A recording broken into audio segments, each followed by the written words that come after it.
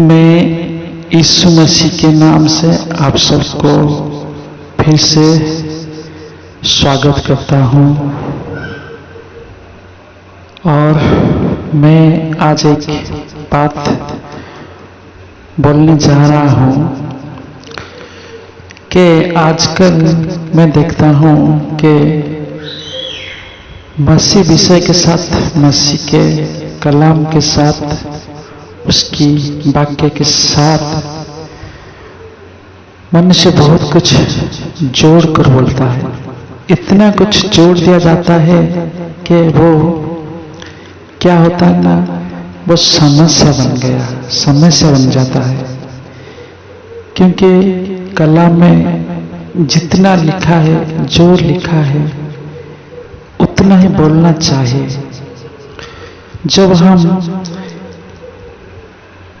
जब हम उसमें अपनी तरफ से कुछ लगाकर उसमें जोड़ देते हैं तो वो समस्या बन जाता है। क्योंकि हम देखेंगे कि जब इसी कारण जब कोई पास्टर या कोई दास जब प्रचार करता है, वो लोगों को केवल सुनने जैसा लगता है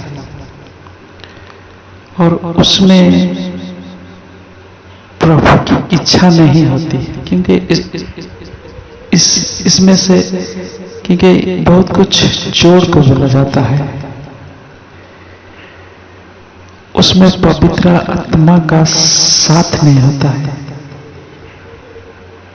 इसी कारण वो वाक्य, वो बात जब इंसान के पास पहुंचता है तो कार्य नहीं होता है, उसमें कुछ कार्य या कार्य नहीं होता है। वो केवल वो सुनता है और इस कान से वो भाग जाता है, उसमें कोई कार्य नहीं होता है, वो ठहरता नहीं है। क्योंकि उसमें पवित्र आत्मा का कुछ अवदान नहीं होता है, प्रभु का इच्छा कुछ नहीं होता है।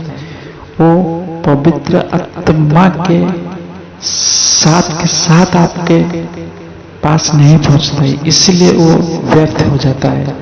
अगर कोई बात पवित्र आत्मा के साथ साहाय्य से पहुंचता, वो कार्य करता, इसी कारण वो व्यर्थ हो जाता है। इसीलिए वो व्यर्थ हो जाता है। हम अगर एक विषय को देखें कि जब परमेश्वर ने आदम को बोला कि तुम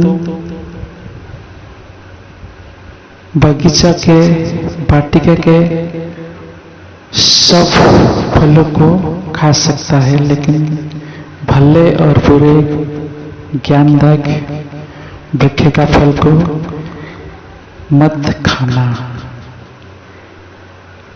लेकिन जब हवा के पास वो बात पहुंचता है तो आदम ने क्या किया ना, उसमें एक बात जोड़कर हवा को बोल दिया। क्योंकि परमेश्वर ने केवल मना किया था उसे मत खाना, लेकिन जब हवा के पास पहुंचा ये बात, तो आदम के थ्रू पहुंचा। और आदम ने क्या किया ना, उसमें एक बात जोड़कर बोल दिया। अगर वो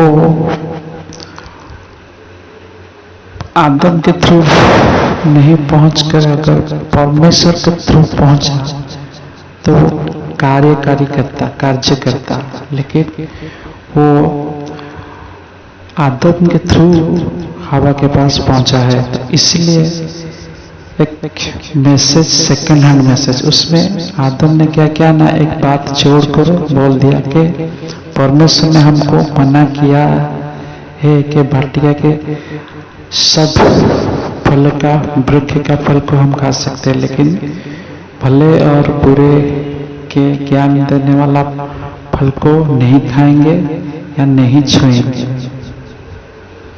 तो जो छूने का बात आता है तो आदम ने उसे जोड़ कर बोला है। इसलिए जब शैतान ने हवा को भरमाता है, देखो ये फल को खाओ तुम, इससे ऐसे हो जाओगे, ये हो जाएगा, वो हो जाएगा, तो हवा क्या करता है ना, वो छूने वाली बात को उसके दिमाग में आता है, अरे मेरा पति ने तो मना किया है नहीं खाएंगे या नहीं छुएंगे, मैं कौन उसे खाऊंगा, मैं पहले छूता हूं। छूने से उसको, छूने की बात लेकर उसमें एक एहसास हो गया कि पहले छूते हैं, अगर छूने से कुछ नहीं होगा तो फिर हम उसको खाएंगे। तो देखा